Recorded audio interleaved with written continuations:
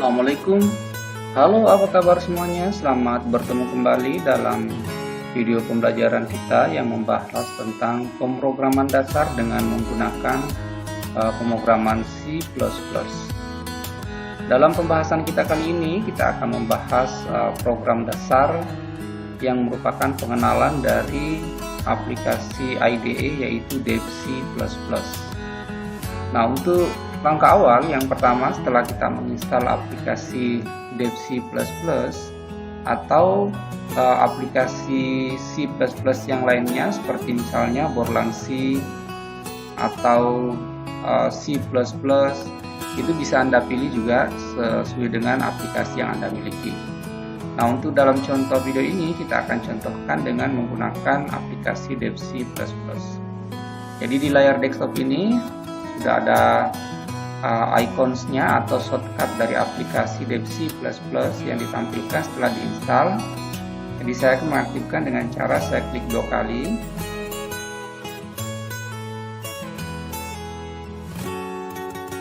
Nah, kita tunggu sampai program dan aplikasinya muncul. Nah, setelah muncul dia akan menampilkan tampilan layar seperti ini. Nah, untuk memulai dalam aplikasi ini kita akan membuat program dengan berdasar pada flowchart yang pernah kita buat, yaitu menghitung nilai rata-rata.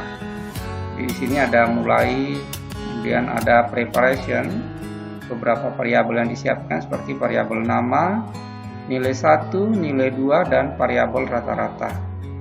Setelah preparation atau deklarasinya nanti di sini, kita masuk ke proses penginputannya atau baca datanya. Yang diinput atau yang dibaca adalah data untuk variabel nama, kemudian data untuk variabel nilai 1, dan data untuk variabel nilai 2. Setelah proses penginputan atau baca nilai nama, nilai 1, dan nilai 2, maka kita hitung nilai rata-ratanya dengan rumus nilai 1 tambah nilai 2 dibagi 2, hasilnya kemudian kita cetak, lalu selesai. Nah, sekarang kita mulai dengan memperhatikan flowchart ini. Yang pertama, setelah kita memiliki layar seperti ini, kita buat file baru dulu. Kita klik File, kemudian New, lalu saya pilih Source File. Nah, kita akan memiliki layar kerja seperti ini. Saya munculkan kembali flowchartnya seperti ini. Nah, kemudian yang pertama kita lakukan adalah di bagian awal kita kasih dulu komentar tentang program apa yang akan kita buat. Jadi program menghitung nilai rata-rata. Ya. Kemudian komentar yang kedua kita bisa menuliskan nama programmernya. Ya, misalnya nama programmernya adalah Syahrullah. Nah, setelah kita buat komentar, maka kita mulai dengan mengaktifkan header file dari semua fungsi yang akan kita pakai dengan cara menggunakan data include. Dan header file pertama yang akan kita gunakan adalah IOStream, karena nanti kita akan menggunakan fungsi penginputan dengan menggunakan cin dan fungsi cetak atau fungsi out dengan fungsi output dengan menggunakan cout. Jadi IOStream. Setelah itu kita tambahkan using namespace std. Ya, berarti kita akan mengaktifkan semua fungsi yang berkaitan dengan fungsi yang akan kita gunakan nantinya. Ingat, dalam menulis codingnya kita tidak boleh menggunakan huruf besar ya, kecuali kalau misalnya hanya berupa keterangan, maka itu boleh huruf besar. Tetapi yang berkaitan dengan fungsi dan perintah-perintah yang lainnya itu harus menggunakan huruf kecil. Setelah itu kita buat fungsi utamanya, yaitu fungsi main. Ini wajib dibuat karena ini adalah merupakan fungsi utama. Nah, setelah itu fungsi itu harus diblok dengan buka kurung. Jadi begitu kita sudah kasih buka kurung, nanti otomatis ditutup kurung juga. Nah, saya munculkan kembali. Jadi inilah blok program kita. Yang buka kurung ini itu adalah mulai. dan tutup kurung ini adalah selesainya kalau sesuai dengan flowchart ini. Nah, pertama kita buat deklarasi dulu variabelnya. Ada 4 variabel, berarti yang nama itu berarti kita kasih variabel karakter nama, karena dia adalah merupakan nama ini merupakan data string, maka kita gunakan tipe data karakter. Dan untuk menjadikan dia string, nanti digunakan dalam kurung di sini, lalu kita tulis di sini berapa panjang nama yang akan kita buat. Misalnya kita kasih panjangnya maksimal 30. Ini berarti bahwa nama bisa diterima maksimal 30. Kalau kurang dari 30 huruf namanya tidak jadi masalah.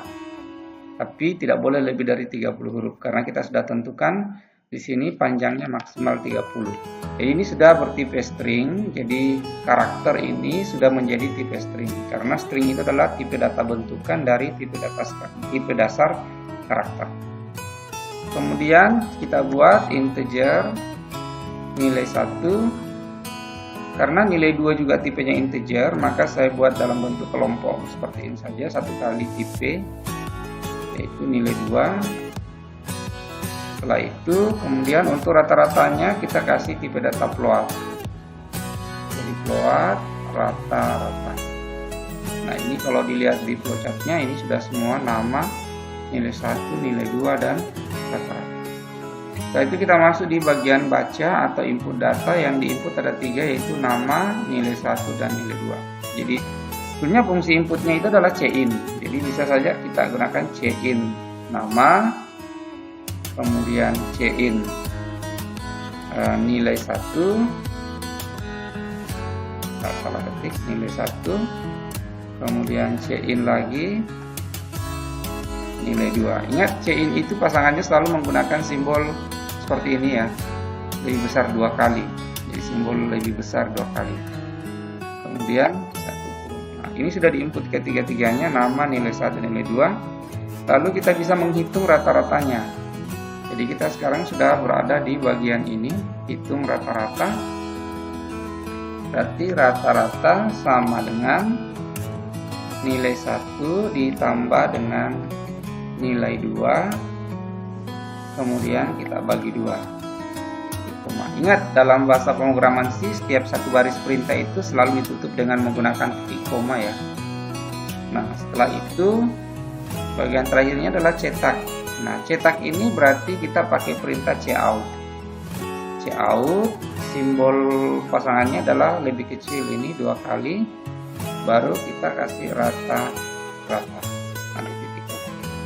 Nah, ini sebetulnya sudah selesai kalau kita mengikuti flowchartnya, dan ini sudah bisa kita jalankan. Kalau kita ingin jalankan nanti terlebih dahulu yang pertama kita compile dulu. Jadi di sini sudah ada iconsnya di atas. Jadi compile, atau bisa langsung tekan tombol F9 di keyboard Anda. Kita compile. Nah, nanti kita kasih nama file dulu. Misalnya nama filenya adalah rata-rata. Simpan di folder yang sudah kita buat ya. Misalnya kita sudah tentukan foldernya di mana. Ini misalnya. Save. Nah, kalau nanti kita lihat hasil compile-nya di sini, kalau 0 error berarti tidak jadi masalah, nanti tinggal di run. Nah, ini sudah errornya sama dengan 0. Tadi sudah bisa kita run. Di sebelah compile tadi ada run, atau bisa tekan F10 juga boleh. Nah, kita run. Nah, nanti programnya hasilnya akan seperti ini. Nah, sekarang kalau kita lihat, sepertinya tidak ada sesuatu yang kelihatan di sini karena hanya kursor yang berkedip-kedip. Padahal di sini dia sudah berada di sini di cin nama, menunggu kita mengetik nama. Misalnya saya ketik namanya Urla. Bentar. Nah, kursor berkedip-kedip lagi berarti ada di cin ini, cin nilai 1. Nah, saya ketik nilainya 90. Kemudian yang ketiga adalah cin nilai 2. Misalnya saya ketik di sini adalah 87. Nah, begitu saya enter, nanti melakukan proses ini menghitung nilai rata-rata, dan yang dia munculkan adalah 88. 88 ini adalah ini, cout rata-rata. Jadi hasil hitungannya. Nah, kalau kita buat seperti ini, sebetulnya tidak ada yang salah pada program ini. Hanya persoalannya adalah tadi waktu kita akan menginput data, karena hanya muncul tanda kursor yang berkedip-kedip, nanti kita tidak paham apa yang akan kita lakukan. Oleh itu bisa kita kasih keterangan. Jadi bisa kita kasih keterangan untuk nama itu, keterangannya pakai cout. Maka kita pakaikan tanda petik 2, nanti langsung ada tanda petik 2 di belakangnya ya. Nah, kita kasih keterangan kata masukkan nama sama dengan, nanti ditutup lagi dengan titik koma. Ini keterangan kata masukkan nama itu boleh menggunakan huruf besar semua karena ini bukan fungsi, ini keterangan. Jadi boleh menggunakan huruf besar, boleh menggunakan huruf kecil, atau gabungan huruf besar dan huruf kecil juga tidak jadi masalah.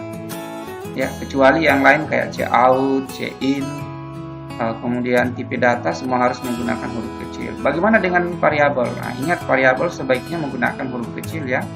Jadi apa nama variabel kita tulis di atas, itu juga yang kita tulis di bawah pada saat kita menggunakan cin atau cout-nya.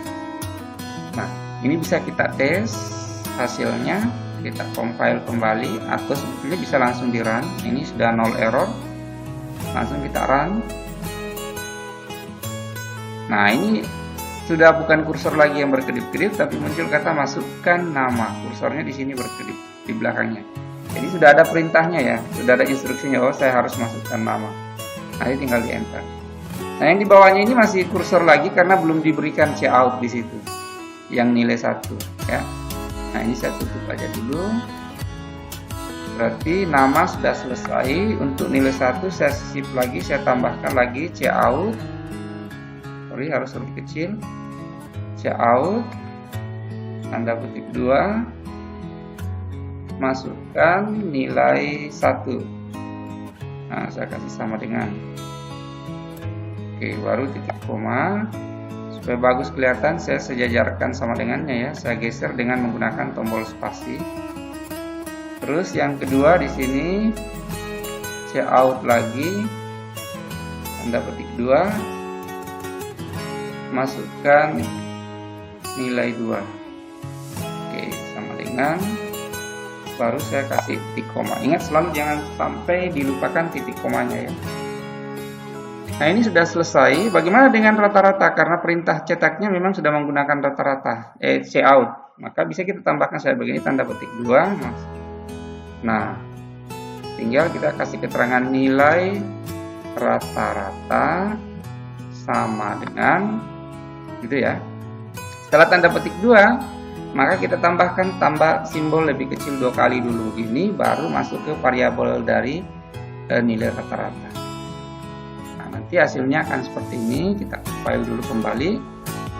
Nah, ini sudah 0 error di bawah, baru kita run. Oke, ini saya perkecil tampilan konsolnya. Nah, ini masukkan nama dari sini, cout, masukkan nama. Kursornya berkedip-kedip, berarti sampai saat ini kita sudah sampai di sini di cin nama. Masukkanlah nama. Nah, misalnya ulang. Bentar. Terus masuk lagi, masukkan nilai 1. Misalnya 90. Masukkan nilai 2, misalnya 60. Nah, nanti nilai rata-ratanya adalah 75 ya. Jadi 90 tambah 60 baru dibagi 2, berarti nilai rata-ratanya adalah 75. Nah, ini 75 dari sini, dari variabel rata-rata ini. Oke, dari variabel rata-rata yang ini. Kalau keterangannya kan dicetak dengan cout biasa. Ya.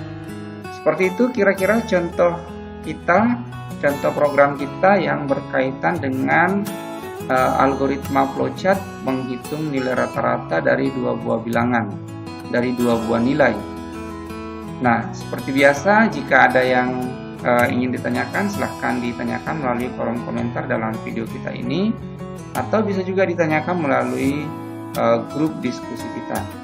Jika video ini bermanfaat, boleh di-share ke teman-teman kalian, supaya teman kalian juga bisa belajar pemrograman C++. Sekian dulu ya, sampai ketemu lagi dalam video-video selanjutnya. Assalamualaikum warahmatullahi wabarakatuh.